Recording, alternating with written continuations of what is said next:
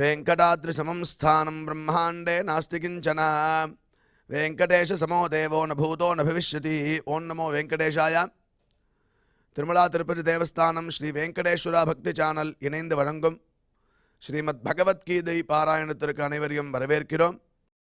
மூகம் கரோதி வாசாலம் அங்கும் லங்கயதே கிரிம் யத்கிருபாதமஹம் வந்தே பரமானந்த மாதவம்.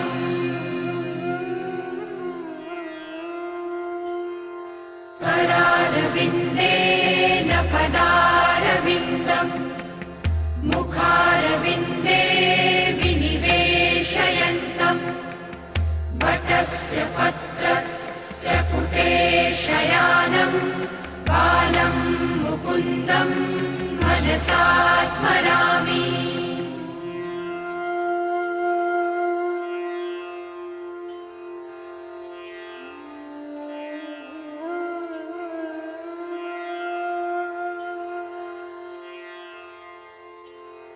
वसुदेवसुतं देवं कंसचाणूरमर्दनं देवकी परमानन्दं कृष्णं वन्दे जगद्गुरुम्. நாரத பக்தி சூத்திரத்தில் மகத் சங்கதஸ்து துர்லபா அகம்யா அமோகஷ்ச அப்படின்னு 39வது சூத்திரம். பக்தி ஏற்படுறதற்கு முக்கியமான காரணம் சத்சங்கம் அப்படிங்கிறது இங்கே காட்டி கொடுக்குறார் நாரதர் பக்தி சூத்திரத்தில். ரூபகோஸ்வாமியும் ஆதௌ ஸ்ரத்தா தத சாதுசங்கா அப்படின்னு ஆரம்பித்து அந்த பிரேம பக்தியானது பலவிதமான கட்டங்கள் தாண்டி வரும் அப்படின்னு அந்த இடத்துல பகவன் நாம சிந்து சித்தாந்த சிந்துங்கிற கிரந்தத்தில் அழகாக சொல்லியிருக்கார். இந்த சாதுசங்கம் என்ன பண்ணோம் அப்படின்னா நீதி சதகத்தில் போய் பார்க்கும்போதே சந்தப்தாயசி சம்ஸ்திதஸ்ய பயசா நாமாபி ந ஞாயதே. இப்போ நம்ம நித்தியம் சாப்பிடும்போது தோசை வைப்பாலோன்னு ஆற்றுல அந்த தோசை கல் சுற்றுத்தான் பார்க்குறதுக்கு கொஞ்சம் ஜலத்தை எடுத்து அதில் தெளிப்பாலாம். தெளித்தா அந்த ஜலம் இருக்கிற இடம் கூட தெரியாது, புஷ்ஷுன்னு ஆகிடும், எவாபரேட் ஆகிடும். அதே ஜலம் சந்தத்தாயசி, அயசின நெருப்பு, இது இரும்பில் ரொம்ப காய்ச்சின இரும்பில் சம்ஸ்திதஸ்ய பயசா ஜலத்தை எடுத்து தெளிச்சான்னா நாமாபி ந ஞாயதே, பேர் கூட தெரியாது, ஜலம் இருந்ததா அப்படின்னு கேட்டால் இல்லைன்னு தான் சொல்லுவான் 2 நிமிஷம் கழிச்சு. அதே ஜலம் முக்தாகாரதயா ததேவ நளினி பத்ரஸ்திதம் ராஜதே, நளினி பத்ரஸ்திதம் முக்தாகாரதயா ததேவ ராஜதே. ஒரு தாமரை இலை மேலே ஜலத்தை எடுத்து தெளிச்சான்னா அதை பார்க்குறதுக்கு முத்து போல் தெரியுமா, அப்படியே பார்க்குறதுக்கு அப்படியே பிரகாசமாக தெரியும். அதே ஜலம் இன்னொரு இடத்துல பார்க்கும்போது ஸ்வாத்யாம் சாகர சுக்தி மத்திய பதிதம் தன் மௌக்திகம் ஜாயதே. இப்போ முத்துன்னு சொல்கிறோமே, அந்த முத்து எப்படி ஏற்படுறதுன்னு சாஸ்திரம் இங்கே காட்டி கொடுக்குறார். சுவாதி நட்சத்திரத்தில் ஒரு நல்ல மழை காலத்தில் இந்த சிப்பி திறந்துன்னு இருக்குமா, அதில் விழக்கூடிய ஒரு சொட்டு ஜலம் அப்படியே அது மூடினோடனே முத்தா மாறுறதுன்னு சாஸ்திரத்தை சொல்கிறார். ஸ்வாத்யாம் சாகர சுக்தி மத்திய பதிதம் தன் மௌக்திகம் ஜாயதே, முக்தா மாறுறதுதான். இதெல்லாம் என்ன பலவிதமான கட்டம் சொல்கிறார். பிராஜே நாதம மத்தியம உத்தம குணா சம்சர்கதோ ஜாயதே. சம்சர்க்கத்தினால தான் பலவிதமான அதம மத்தியம உத்தமமான குணங்கள் ஏற்படுறது அப்படின்னு அழகாக நீதி சதகத்தில் சம்சர்க்கம் எவ்வளோ முக்கியம், அது சாது சங்கமாக இருந்தால் எப்படி முத்து போல பிரகாசிக்கலாம், அதுக்கு மேலே முத்தாவே மாறலாம், இந்த சாதாரண ஜலம் முத்தாவே எப்படி மாறுறது அப்படிங்கிறத உதாரணமாக வச்சு சொல்லிருக்கார். அதுக்கோசரமே இந்த சாது சங்கம் ஏற்படணும். இந்த சத்சங்கமானது நம்மளுக்கு ரொம்ப முக்கியம். அது எப்படி வரும்னா முக்கியதஸ்து மகத் கிருபையைவா பகவத் கிருபா லேஷாத்வா அப்படின்னு 38வது சூத்திரம் நாரத பக்தி சூத்திரத்தில் பகவானே சுயமே அவனுடைய கிருப்பை லேசாக நம்ம மேலே உழுந்தா போதும் இந்த பக்தியானது நமக்கு ஏற்படும் அப்படிங்கிறதுக்காக ஒரு சாது சங்கத்தையும் நம்மளுக்கு ஏற்படுத்தி கொடுத்துருக்கான் தேவஸ்தானம் துவாரா, SVBC சேனல் துவாரா. அதனால்தான் இந்த பகவத்கீதை பாராயணமானது பிரதிதினம் பிரதிஸ்லோகம் ஒவ்வொரு ஆத்துலேயும் கேட்கணும்னு தேவஸ்தானம் ஏற்பாடு பண்ணி இது மக்கள்கிட்ட கொண்டு போய் சேர்ப்பிச்சுருக்கா. அப்பேற்பட்ட இந்த பகவத்கீதை பாராயணத்திற்கு முதல்ல குரு பிரார்த்தனை மற்றும் சங்கல்பத்துடன் இன்றைய நிகழ்ச்சியை துவங்கலாம்.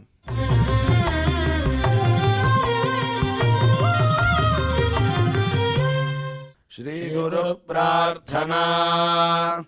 குருர் பிரம்மா குருர் விஷ்ணுர் குருர் தேவோ மகேஸ்வரः குருः சாக்ஷாத் பரம் பிரம்ம தஸ்மை ஸ்ரீ குரவே நமः.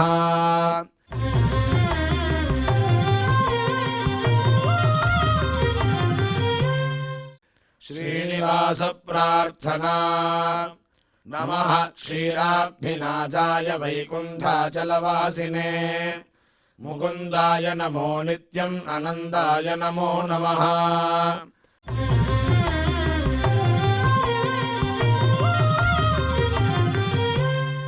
अथ श्रीमद्भगवद्गीता पारायण संकल्पः. श्रीमदादिवराह क्षेत्रे विराजमानस्य अखिलाण्डकोटि ब्रह्माण्ड नायकस्य श्रीपद्मावतीजानेः भगवतः श्रीवेङ्कटेश्वर स्वामिनः दिव्यसन्निधौ जगद्गुरोः श्रीकृष्ण परमात्मनः अनुग्रहेण समस्त प्रपञ्चस्य विशेषतः भारतदेशस्य उत्तरोत्तर शुभसम्पत्समृद्ध्यर्थं श्रीमद्भारतदेशगत तपस्विजन तपोबलवृद्धिद्वारा समस्तस्यापि मानवसमाजस्य सर्वारिष्टपरिहारार्थम् एतद्देशवासिनां सर्वेषां सज्जनानां योगक्षेमार्थं राष्ट्रविरोधिनां निबर्हणद्वारा जनानां चित्तशान्ति चित्तस्थैर्य सन्तोषादि अभिवृद्ध्यर्थम् एतद्देशवासिनां परस्परविद्वेष परस्परनिन्दा परस्परहिंसादीनां निवृद्ध्यर्थं परस्परसौमनस्य सिद्ध्यर्थं समस्तपापक्षयार्थं श्रीमन्नारायणप्रीत्यर्थं श्रीपरमेश्वरप्रीत्यर्थं श्रीमद्भगवद्गीतायाः अखण्डपारायणं करिष्यामहे।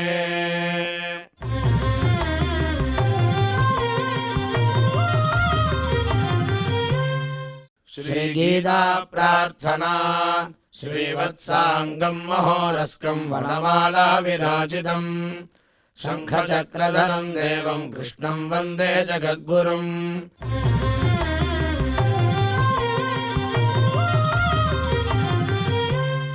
पार्थाय प्रतिबोधितां भगवता नारायणेन स्वयं व्यासेन ग्रथितां पुराणमुनिना मध्ये महाभारतम् अद्वैतामृतवर्षिणीं भगवतीम् अष्टादशाध्यायिनीम् अम्ब त्वामनुसन्ददामि भगवद्गीते भवद्वेषिणीम्।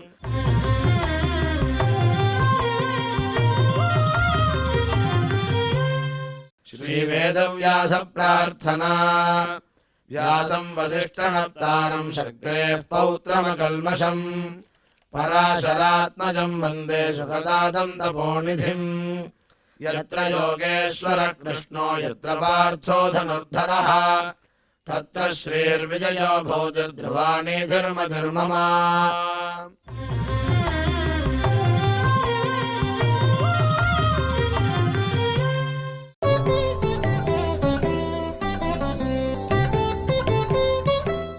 उत्क्रामन्तं स्थितं वापि भुञ्जानं वा गुणान्वितं விமூடானானு பஷ்யந்தி பஷ்யந்தி ஞான சக்ஷுஷா. இப்பொழுது நாம் செய்த பாராயணத்தினுடைய ஸ்லோகத்தின் அர்த்தங்களை டாக்டர் உவே அனந்த பத்மநாபாச்சாரியார் சுவாமிகள் நமக்கு விவரிப்பார். அதை கேட்டு மகிழ்வோம்.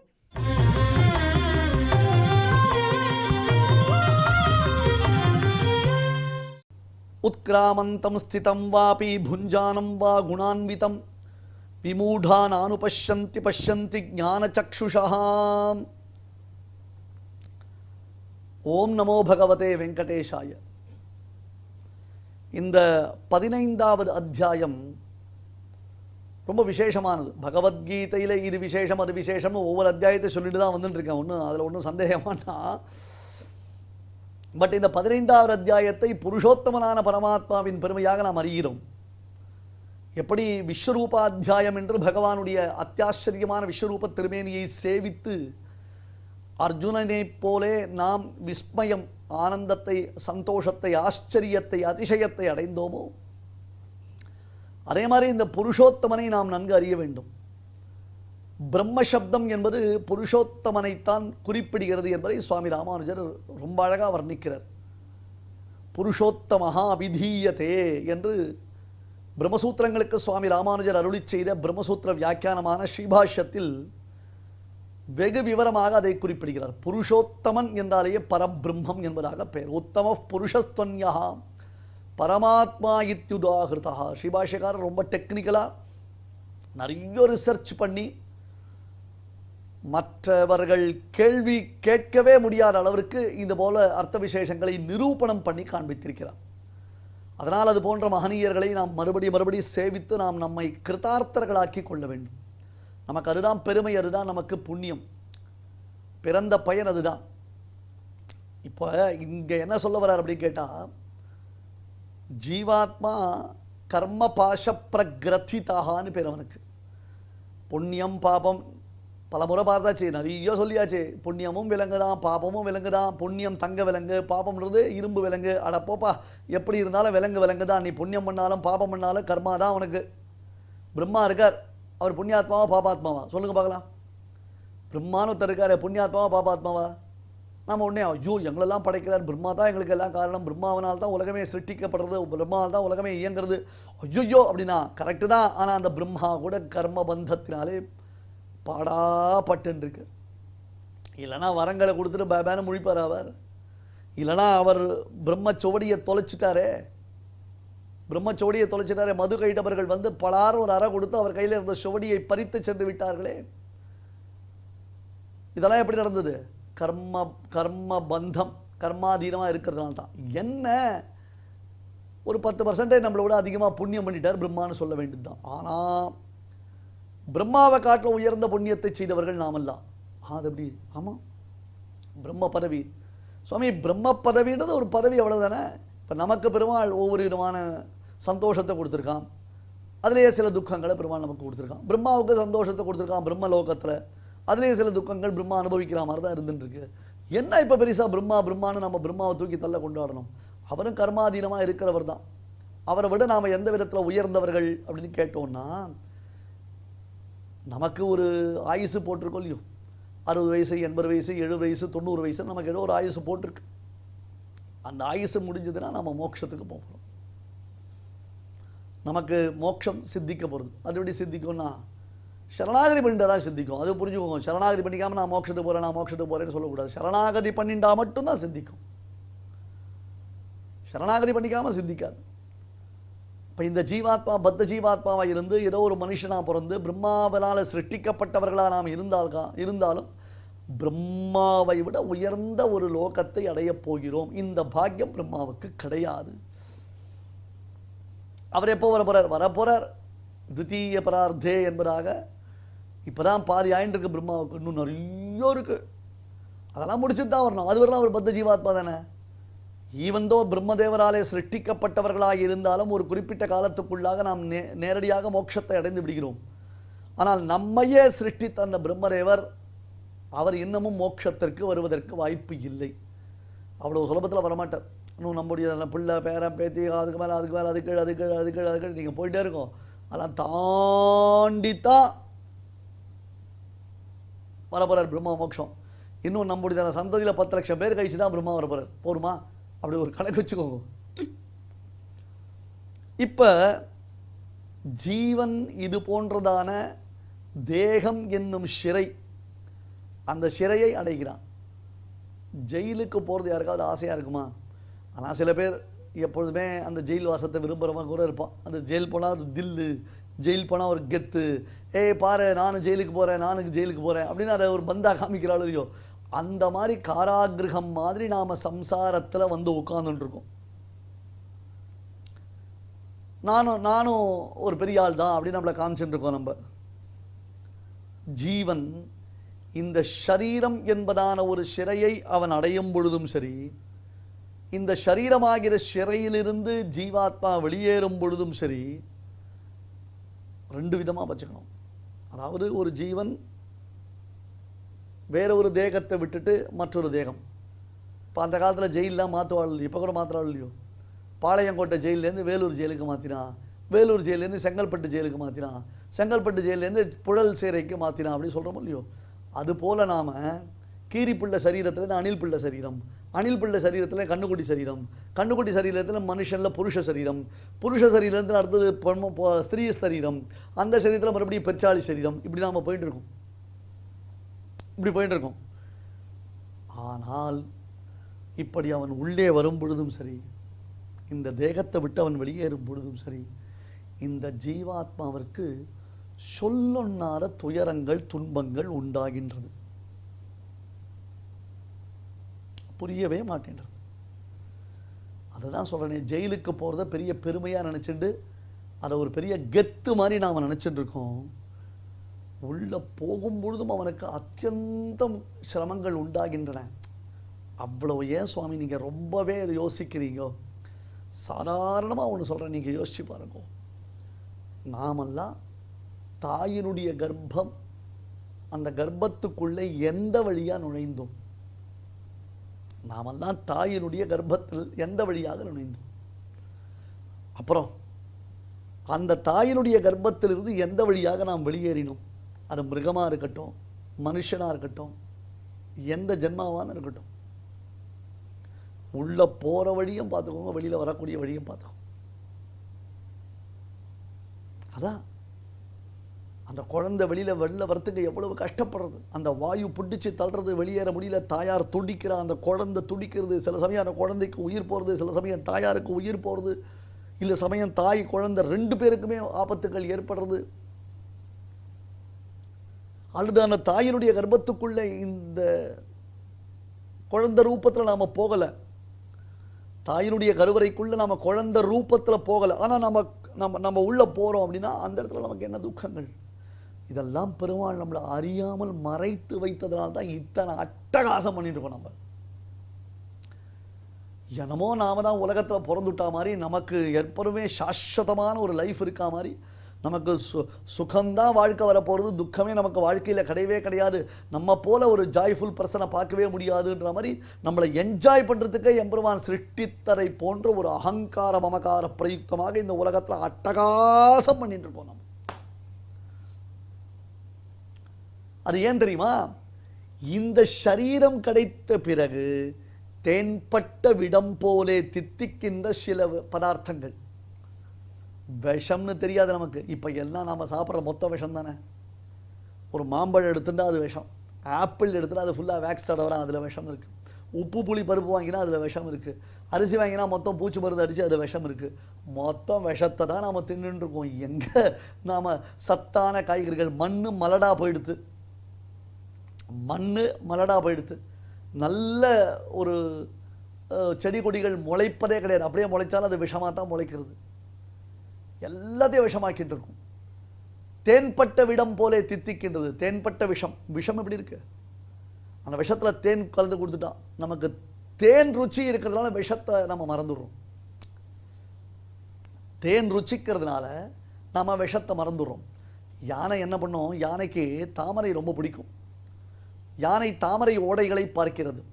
ஆனால் அந்த தாமரை ஓடைக்குள்ளே பெரும் முதலை ஒன்று மறைந்திருக்கிறது.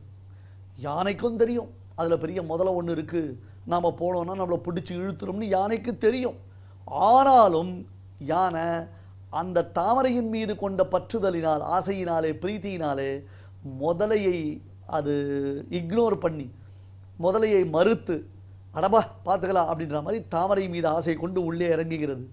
அப்புறம் யானையினுடைய கத்தியினாரது மாட்டிக்கிறது. அதே மாதிரி தான் இங்க, அதே மாதிரி தான் இங்க. ஜீவன் சரீரத்திற்குள்ளே பிரவேசிக்கும் பொழுது அந்த ஜீவனுக்கு ஏற்படக்கூடிய துயரங்கள், துன்பங்கள், அந்த தேகத்தை விட்டு அவன் வெளியேறும் பொழுது அவனுக்கு ஏற்படக்கூடிய துன்பங்கள், துயரங்கள், இதன் நடுவே தேன்பட்ட விடம் போலே தாமரையில் கொண்ட ஆசை முதலையை மறக்கச் செய்யுமா போலே அவன் கொஞ்சம் கொஞ்சம் கிஞ்சித் போகம் பவிஷ்யத்தின்னு அனுபவிக்கிற சின்ன சின்ன ஆசைகள் இருக்கே, அனுபவங்கள் இருக்கே, அதெல்லாம் ஸ்பஷ்டமா தெளிவா கீழே விவரணமா சொல்லியா எடுத்து. இதுக்கெல்லாம் இவ்வளோ என்ன காரணம்? பகவானை சார்ந்துள்ள ஆத்மஸ்வரூபத்தை நாம் தெளிவாக அறியாமைதான் இது அதற்கு அத்தனைக்கும் காரணம். எப்பொழுது நமக்கு ஆத்மஸ்வரூபம் தெரிய ஆரம்பிச்சுடுத்தோ, அந்த ஆத்மாவை நாம உணர்ந்துட்டோம்னா, மற்ற விஷயங்கள்ல நமக்கு ஏற்பட்ட பற்றுதலை ஒழித்து அந்த ஆத்மஸ்வரூபமான தியானத்தை நாம பண்ண ஆரம்பிச்சோம்னா அது எப்படி இருக்கும்? எத்கத்வான நிவர்த்தந்தே தத்தாம பரமம் மமன்னு பரம சௌக்கியமா இருக்கும். இப்ப நம்ம எல்லாரும் என்ன பண்றோம்னா ஒரு ஆர்கியூமெண்ட் பண்றோம். எனக்கு அது தெரியல, அதனால அது இல்லை ஆர்கியூமெண்ட். எனக்கு ஆத்மஸ்வரூபம் தெரியல, எனக்கு ஆத்ம யாதாத்மியம் தெரியல, அதனால் ஆத்மான்றது ஒன்று கிடையாது, ஆத்ம உபாசனம்ன்றது ஒன்று கிடையாது அப்படின்றதாக சொல்லி ஆத்மஸ்வரூபம் என்பது ஒன்று எனக்கு தெரியவில்லை, ஆகையால் அது இல்லை அப்படின்னு ஒரு வாதம் ஆரம்பிக்கிறோம். அதை பெருமாள் இந்த ஸ்லோகத்தினால 10வது ஸ்லோகத்தினால கண்டிக்கிறான். ஏப்பா இப்போ பகல் மத்தியானம் 2 மணி அப்படி வச்சுப்போம். இந்த 2 மணிக்கு சந்திரன் தெரியிறானா உனக்கு? தெரியலையே. சந்திரன் பகலில் தெரியிறானா? தெரியல. தெரியலையா? தெரியல. அப்போ பகலில் சந்திரன் தெரியல, அதனால் சந்திரன் இல்லைன்னு சொல்லிடலாமா? பகலில் சந்திரன் தெரியல, சந்திரன் இல்லைன்னு தெரிஞ்சு சொல்லிடலாமா? சரி, இன்னொன்று பாரு. ராத்திரி வெளில சூரியன் தெரியறானா? தெரியலையே. சூரியன் ராத்திரியில் தெரியலையே? தெரியல. அப்போ ராத்திரியில் சூரியன் இல்லைன்றதுனால இல்லைன்னு சொல்லிடலாமா? யோசிக்க வேண்டாமா? உனக்கு தெரியலன்றதுனால அந்த வஸ்து இல்லைன்னு ஆயிடுமா? ஒருத்தர் சொன்னார், அமெரிக்கா போயிட்டு வந்தேன், ஆச்சரியமாக இருந்தது அமெரிக்கா, அங்கே நல்ல விஷயங்கள்லாம் இருந்ததுன்னார். ஓ, அதெல்லாம் அப்படி ஒன்று கிடையவே கிடையாது, அமெரிக்கான்னு ஒன்று கிடையாது, அந்த மாதிரி ஒரு இடம் கிடையாது, அங்கே ஒன்றும் யாரும் போகலன்னு. யார் சொன்னா? நீ போல, உனக்கு தெரியாது. நான் போயிட்டு வந்தேன், எனக்கு தெரியும். போன நான் அறிந்திருக்கிறேனா, இல்லை போகாத நீ அது இல்லைன்னு சொல்லுவியா? நீ போகலை, உனக்கு தெரியலன்றதுனால அது இல்லைன்னு எப்படி சொல்ல முடியும்? இதான் நம்ம பண்ண வேண்டிய ஆர்குமெண்ட். நீ போகலை, உனக்கு தெரியல, அது எப்படி இல்லைன்னு சொல்லுவேன்? உத்கிராமந்தம் ஸ்திதம் வாபி புஞ்சானம் வா குணான்விதம் விமூடா நானுபஷ்யந்தி பஷ்யந்தி ஞான சக்ஷுஷா பஷ்யந்தி ஞான சக்ஷுஷா. இவ்வளோ ஏன்? இங்கே பகவத்கீதை உபதேசம் நடக்கிறது. பெரிய போர்க்களம், ஒரு பக்கம் கௌரவ சைன்யம், ஒரு பக்கம் பாண்டவ சைன்யம், அந்த பக்கத்து நிற்கிறா. கிருஷ்ணன் அர்ஜுனுக்கு பகவத்கீதை உபதேசம் பண்ணுறான். எதிர பீஷ்ம துரோணாதிகள்லாம் இருந்துட்டு இருக்கா. யாருக்காவது இங்கே நடக்கிறது தெரியுமா? யாராவது தெரிஞ்சுட்டாளா? அப்போ பகவத்கீதை சொல்லவே இல்லை, பகவத்கீதை நடக்கவே இல்லை சொல்லிடுவீங்களா நீங்கள்? பகவத்கீதை உபதேசமே பண்ணலே சொல்லிடலாமா? அபத்தம் இல்லை. இன்னைக்கு லோகம் அப்படிதான் இருக்கு. நமக்கு தெரியல அப்படின்னா உடனே நாம இல்லை இல்லை இல்லை நம்ம சொல்றோம். உத்கிராமந்தம் ஸ்திதம் வாபி புஞ்சானம் வா குணான்விதம். தேகத்தையே எவர்கள் ஆத்மாவாக நினைக்கிறார்களோ அவர்கள் இந்த சத்வம், ரஜசு, தமசு என்றதான 3 குணமான பிரகிருதி இருக்கே, முக்குணமான பிரகிருதி, அந்த பிரகிருதியினுடைய காரியமான உடம்போடு சேர்ந்திருக்கக்கூடிய இந்த ஜீவனை, தேகம் என்ன பிரகிருதியுடைய காரியம் தானே, அதனுடைய டாமினேஷன் தானே, பஞ்சபூதங்களாலே திருப்பி திருப்பி மாறின்னு இருக்கோம் இல்லையோ? அப்போ அந்த உடம்பில் இருக்கும் பொழுதும், விஷயத்தை அனுபவிக்கும் பொழுதும், அந்த தேகத்தை விட்டு கிளம்பும் பொழுதும், எந்த நிலைமையிலும் அவர்கள் ஜீவனை தேகத்தை காட்டிலும் வேறானவனாக பார்ப்பதே இல்லை.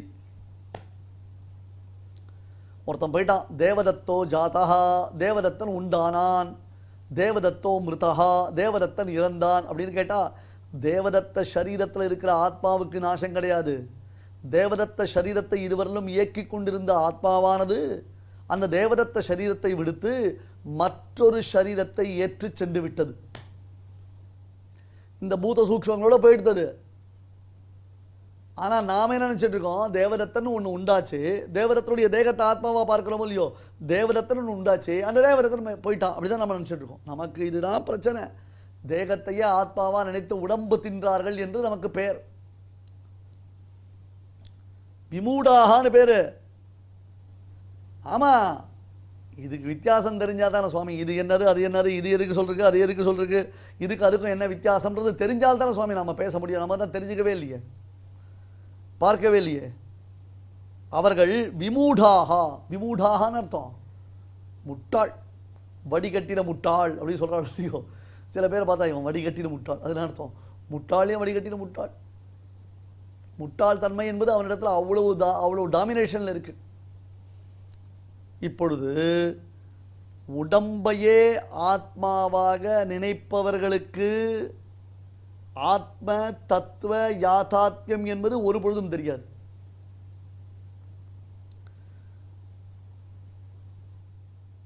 அவன் என்ன பண்ணுவான், ஒருத்தன் பிறந்தான்னா சரி ஒரு ஜீவாத்மா உருவாயிருக்குன்னு சொல்லுவான். ஜீவன் எப்படி உருவாக முடியும்? நாத்மா ஸ்ருதேஹே நித்தியத்வாச்ச தாபியான்னு சூத்திரமாச்சே, பிரம்மசூத்திரம் எடுத்து காமிச்சிருக்கமே.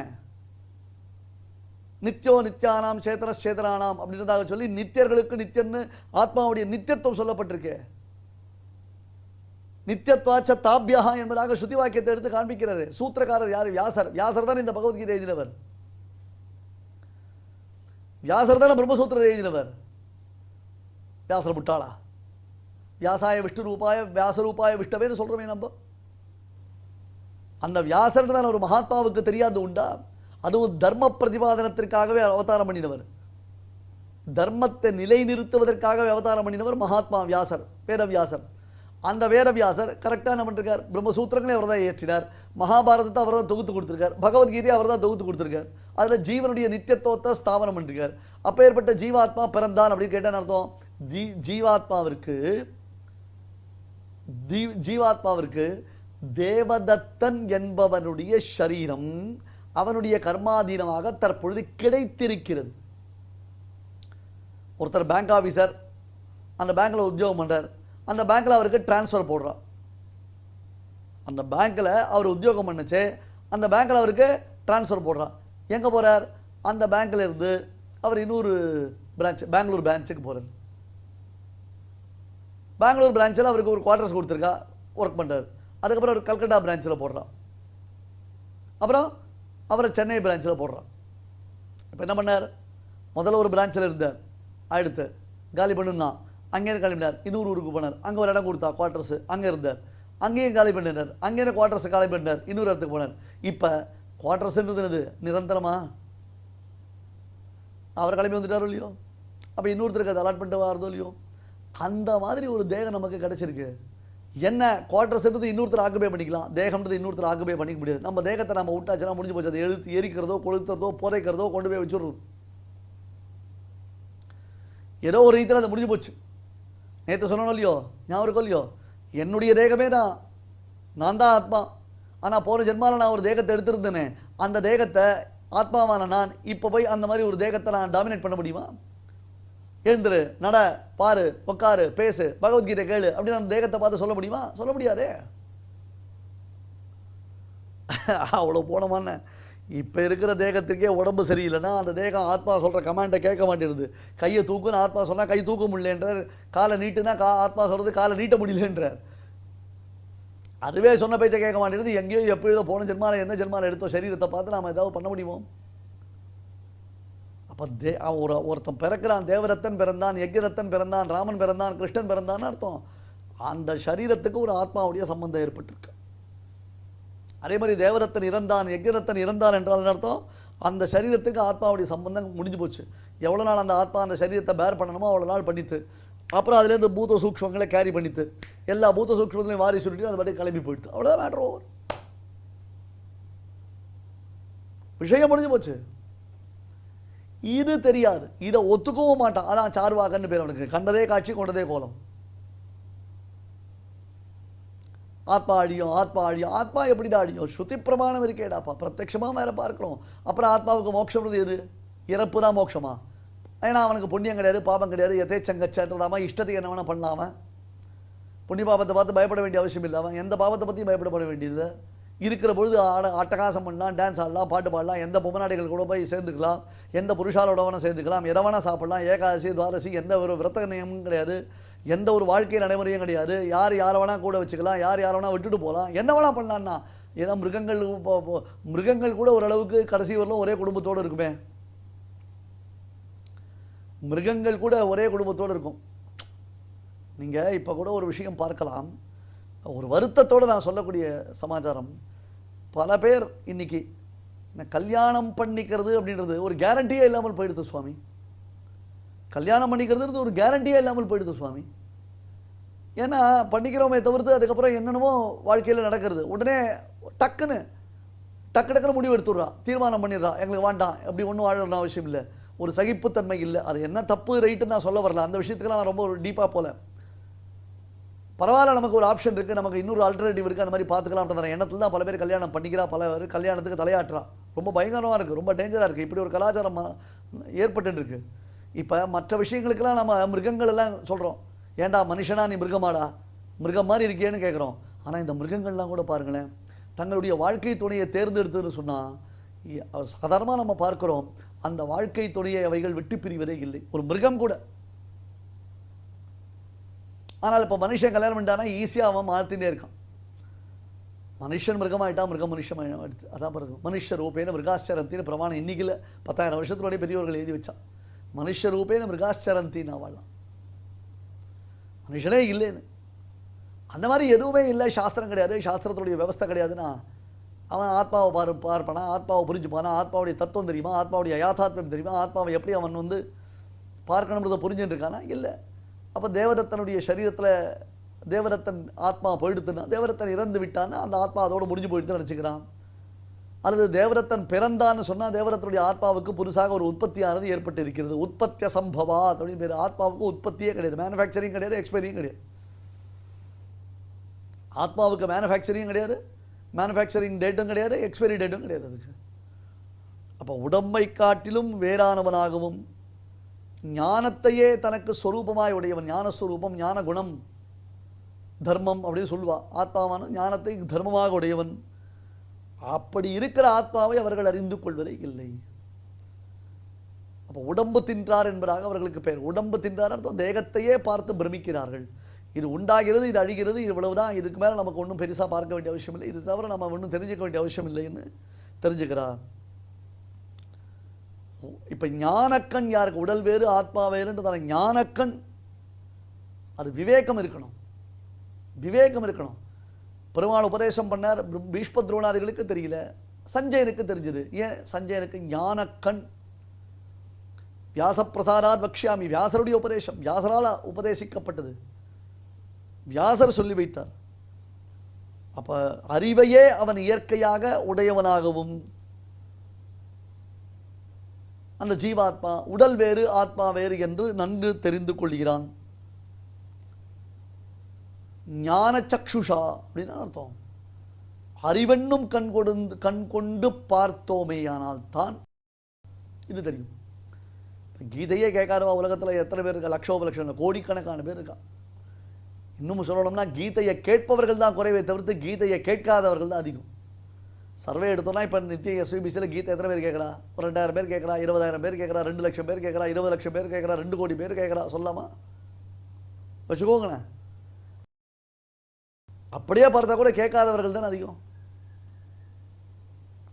அர்ஜுனா, இதை தெரிந்தவன் தான் நன்கு உணர்கிறான், தெரியாதவனுக்கு அது தெரியாமலேயே போய்விடுகிறது. உத்கிராமந்தம் ஸ்திதம் வாபி புஞ்சானம் வா குணான்விதம் விமூடா நானுபஷ்யந்தி பஷ்யந்தி ஞானசக்ஷுஷா. ஸ்ரீமதே பகவதே பாஷ்யகாராய நமஹ. இப்பொழுது அடியான் சொல்றதை எல்லாரும் வாங்கி சொல்லணும். உத்கிராமந்தம் ஸ்திதம் வாபி उत्क्रामन्तं स्थितं वापि ஜானம் வாகுணான்விதம் भुञ्जानं वः गुणान्वितं விமூடானானுபஷ்யந்தி विमूढानानुपश्यन्ति பஷ்யந்தி ஞானசக்ஷுஷः. पश्यन्ति ज्ञानचक्षुषः. இப்பொழுது நாம் அனைவரும் சேர்ந்து பாராயணம் செய்யலாம். उत्क्रामन्तं स्थितं वापि भुञ्जानं वा गुणान्वितं विमूढानानुपश्यन्ति पश्यन्ति ज्ञानचक्षुषः. தெய்வத்தை ஆராதிக்கும் உன்னதமான வழிகளில் முக்கியமானது பகவன் நாம சங்கீர்த்தனம், அவனை ஸ்தோத்திரம் பண்ணும் முறை.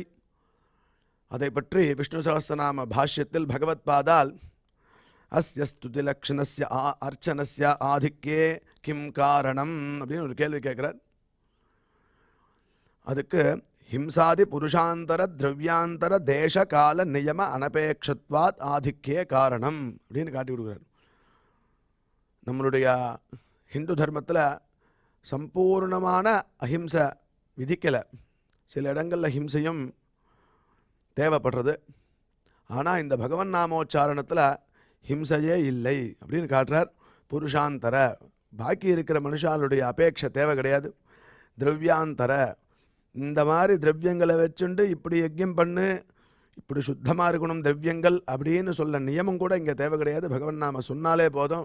திரவியாந்தர தேச கால, இந்த சமயத்தில் தான் இதை பண்ணணும், இந்த காலத்தில் தான் இந்த தேசத்தில் தான் இதை பண்ணணும், இந்த ஊரில் தான் இதை பண்ணணும் அப்படிங்கிற நியமமும் இல்லாதனால, நியமமும் இல்லாது எப்போ வேணால் எப்படி வேணால் எங்கே வேணால் சொல்லலாம் அப்படிங்கிறது தான் இந்த ஸ்துதியினுடைய முக்கியத்துக்குவே காரணம் அப்படின்னு பகவத் பாதால் இந்த பகவன் நாமோச்சாரணத்தினுடைய மேன்மையை பற்றி அழகா விஷ்ணு சஹஸ்ரநாம பாஷ்யத்தில் பிராரம்பத்திலேயே நம்மளுக்கு உபதேசிக்கிறார்.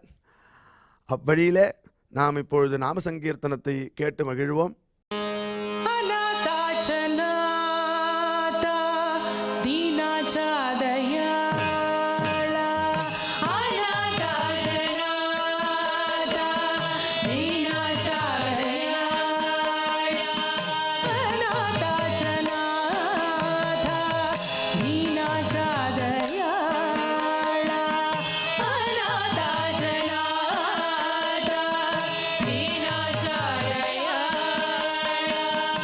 भक्तांच्या कृपाळा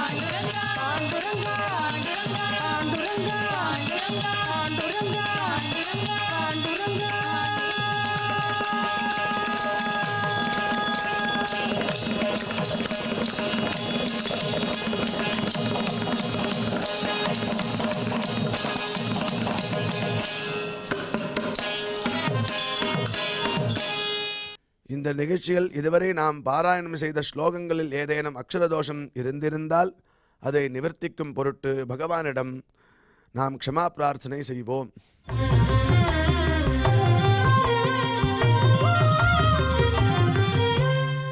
अथ क्षमा प्रार्थना यदक्षरपदभ्रष्टम् मात्राहीनम् च यद्भवेत् तत्सर्वम् क्षम्यताम् देवनारायण नमोऽस्तु ते.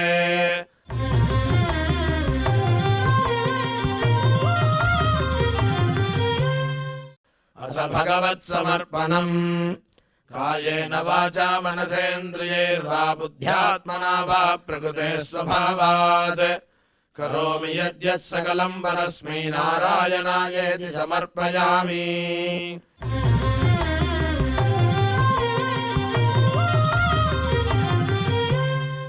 अथ लोकक्षेम प्रार्थना सर्वे भवन्तु सुखिनः सर्वे सन्तु निरामयाः सर्वे भद्राणि पश्यन्तु मा कश्चित् दुःखभाग् भवेत्. சுவாமியின் அருள் நாம் அனைவருக்கும் கிடைக்க வேண்டி மங்களாசாசனத்துடன் இன்றைய நிகழ்ச்சி நிறைவு பெறுகிறது. மீண்டும் இதே நிகழ்ச்சியில் நாளை சந்திக்கலாம். ஓம் நமோ வெங்கடேஷாய.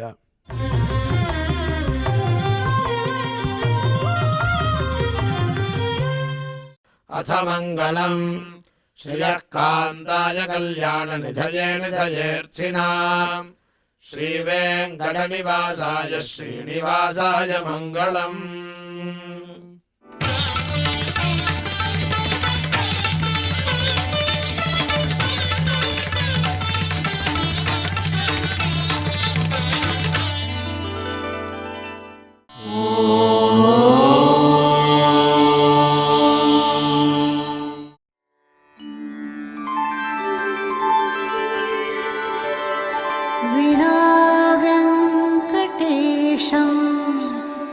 ननाथो ननाथः सदा वेङ्कटेशं स्मरामि स्मरामि.